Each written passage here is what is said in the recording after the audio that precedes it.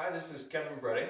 I'm the fitness coordinator for the University of Wyoming Campus Recreation, and I have some more self-care tips. This is going to be thinking about our ankles and our hips and our shoulder blades and thoracic spine. Using a wall, I'm going to place one foot pretty close to the wall, and I'm going to keep a full foot contact on the ground with that forward foot. And I'm just going to use the wall for balance and drive my knee toward the wall and keep my heel on the ground as long as I can, and I don't want it to lift off. And if I'm too far away from the wall before it lifts off, I want to fine tune it until I can use the wall as a guideline of where I can just barely touch the wall with my knee, and I'm going to move through my ankle mobility that way.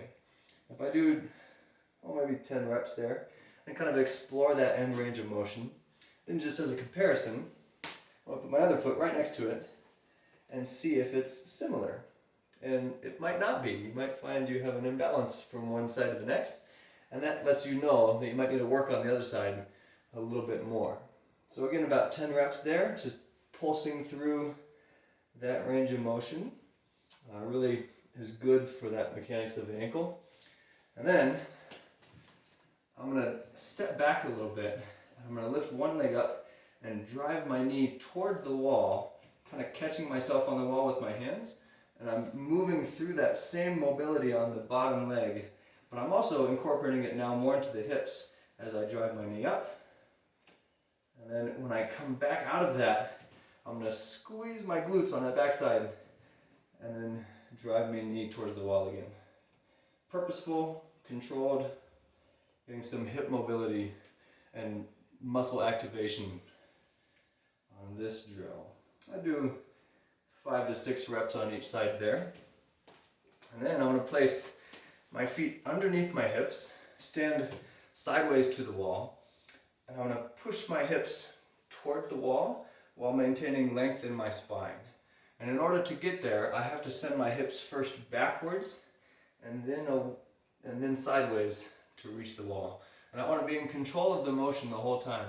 If, for example, if I was too far away, and I can't quite get there and I fall into the wall, that's not my intention. I want to be in control of that motion. And you notice my hands are going opposite my hips in order to help me counterbalance that weight distribution.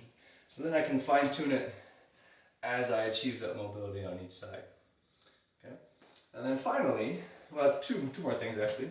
I'm going to place my feet wider than my hips, put this hand on the wall, about shoulder height.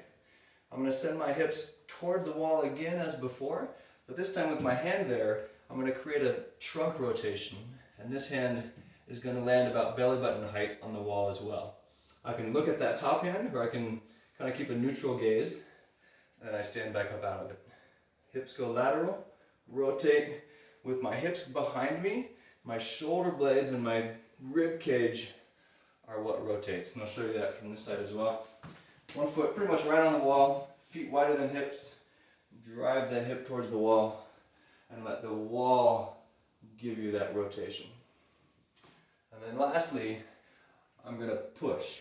I'm going to actually try to pretend like I'm pushing the wall down. I'm up on my toes. I'm going to start to step myself into a rotation, maintaining pressure against the wall each time. Pushing, stepping my feet around, stepping my feet around. Try to keep an open airway as you're moving through this, and there should be some intention. Again, I'm actively applying pressure into the wall. And I'm breathing a little bit just from that simple stuff. So it's a great movement break. Thanks for tuning in.